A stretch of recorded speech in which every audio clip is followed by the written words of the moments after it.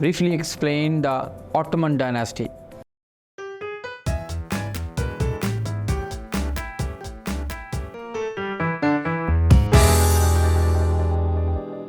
I am Mohammad Usman from Moonlight International Publication House, and thank you for joining me again.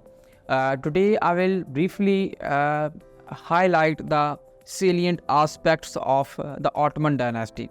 Dear students, the Ottoman dynasty was a royal dynasty that ruled from 12th century to 19th century till the First World War, or you can say till the 1924. There are multiple aspects of this dynasty which can be shared with the students, but I would highlight only the most important ones. Number one, this dynasty was founded by Usman I, who was the supreme leader of the Turkish tribes in Anatolia. There were multiple sultans who contributed a lot for this dynasty, but Mehmed the Conqueror and Suleiman the Magnificent were the two important sultans of the Turkish dynasty. During their rule, the empire reached to the heights of glory.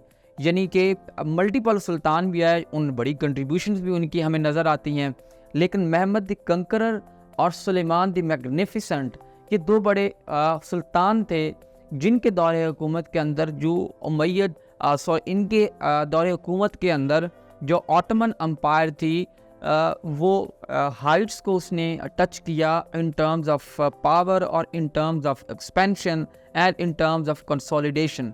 यानी तीन चीज़ों में हमें इनका role नज़र आता है इन दो बड़े सुल्तान का। नंबर वन उनको पावर के हवाले से, नंबर सेकंड एक्सपेंशन के हवाले से, एंड नंबर थर्ड जो है वो कंसोलिडेशन के हवाले से। So the next thing is this dynasty began to decline after the First World War, and that dynasty transformed into the Republic of the Turkey or the Turkey Republic under the leadership of Mustafa Kemal Atatürk.